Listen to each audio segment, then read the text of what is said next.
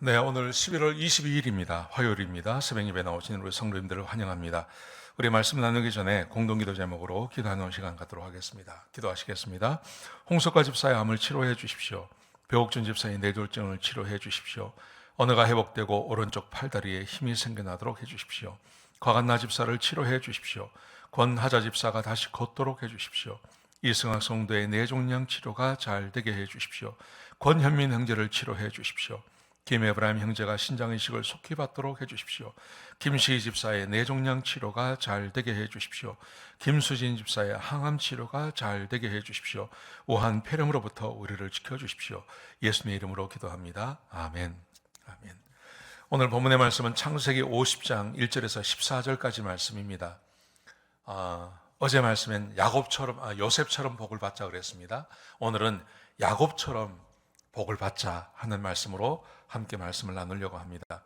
여러분, 야곱이 하나님의 말씀에 처음에는 순종하지 않았습니다. 처음에는 자기의 지혜대로 살려고 애를 썼습니다. 그러다가 아버지 속이고 형 속이고 그러다가 도망을 가게 되죠. 그러다가 베델에서 하나님을 만납니다. 하나님을 만나면서 이 사람이 여기가 하나님의 집인 걸 내가 몰랐다.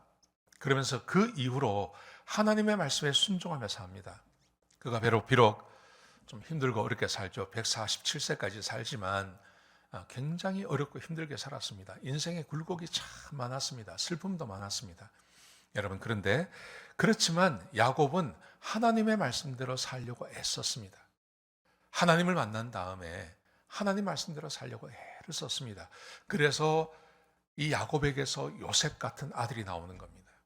여러분, 야곱이 하나님의 말씀에 순종하고 그래서 요셉이 태어나고 요셉이 또 아버지를 따라서 하나님의 말씀대로 살아갑니다. 아브라함의 하나님, 이삭의 하나님, 야곱의 하나님, 그리고 그 하나님이 요셉과 함께 하셔서 이 집안의 대를 이어가게 만듭니다. 여러분, 이렇게 본인이 하나님 말씀대로 살고 자기 아들 하나가 하나님 말씀대로 살았을 때 하나님께서 이 야곱을 얼마나 복을 주시는지 오늘 본문이 우리에게 말씀해 주고 있습니다. 야곱이 죽습니다. 오늘 본문은 야곱이 죽은 이야기가 나옵니다. 여러분, 죽었다는 것은 굉장히 슬픈 것입니다.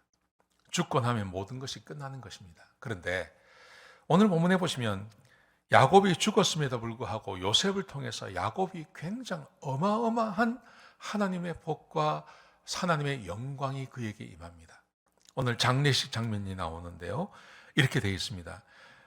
야곱이 죽고 그 다음에 요셉이 그것을 알고 아버지를 이제 장례를 치르는데 제일 먼저 애굽에서 하는 것처럼 향을 가지고 몸을 처리합니다. 40일 동안 아버지의 몸을 향을 가지고 처리합니다.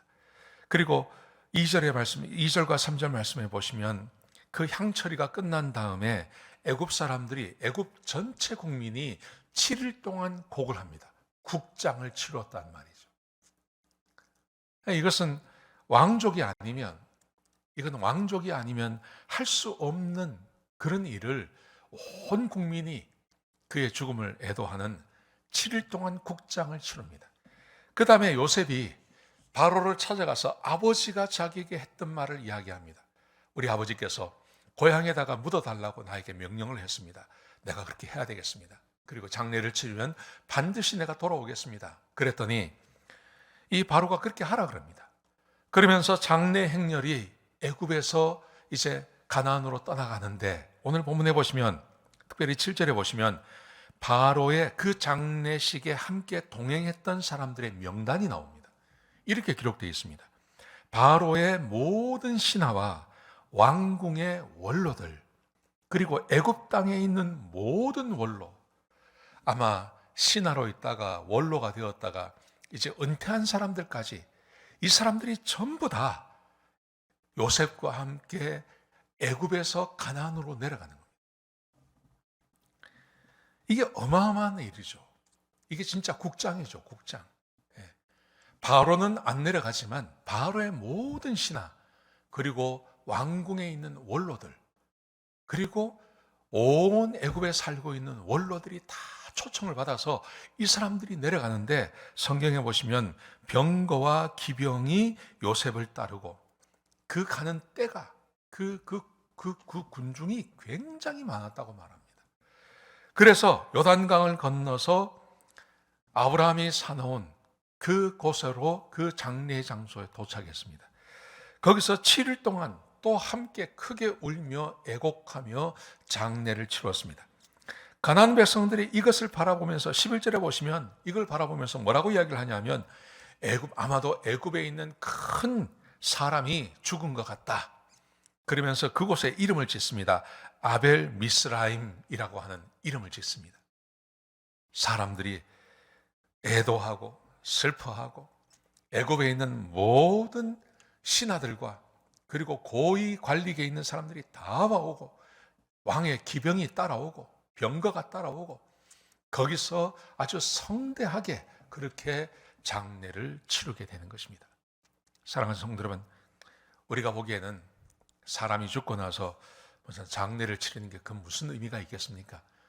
사람이 천국에 가서 하나님과 함께 있는 게 중요하죠. 여러분, 그런데 오늘 본문이 우리에게 주고 있는 교훈, 야곱이 하나님 앞에서 신실하게 살아왔습니다. 그리고 야곱의 아버지가 이삭이고 그 할아버지가 아브라함 아닙니까? 아브라함, 이삭, 야곱, 그리고 자기 아들이 요셉입니다.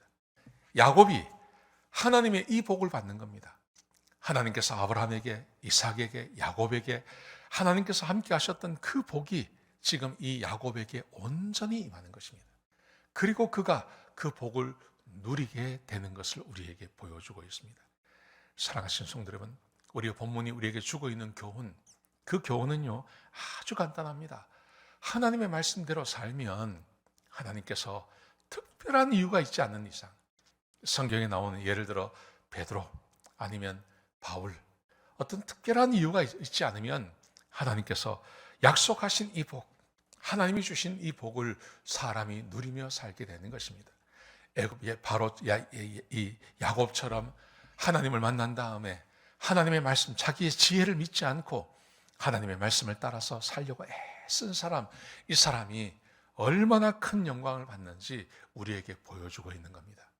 사랑하시는 성도 여러분, 우리 어제 말씀에 요셉이 받았던 그 축복, 그 다음에 오늘 말씀에서 야곱이 누리고 있는 이 복들을 한번 깊이 생각하셨으면 좋겠습니다. 그리고 하나님의 말씀을 따라서 사시는, 주의 말씀을 따라 순종하며 사시는 그런 복된 삶을 사시는 저와 여러분 되시기를 주의 이름으로 축복합니다. 기도하시겠습니다. 하나님, 주의 백성들이 하나님의 말씀을 따라 살아감으로 주의 복을 누리며 하나님의 복을 누리며 사는 주의 백성들이 되게 축복하여 주시옵소서. 언제나 하나님을 기억하며 하나님이 세상의 주인인 것을 기억하며 그 하나님의 말씀에 순종하며 사는, 그래서 하늘의 복을 받는 주의 백성들이 되게 인도하여 주시옵소서. 주님 감사합니다. 예수님의 귀하신 이름으로 기도드렸습니다. 아멘.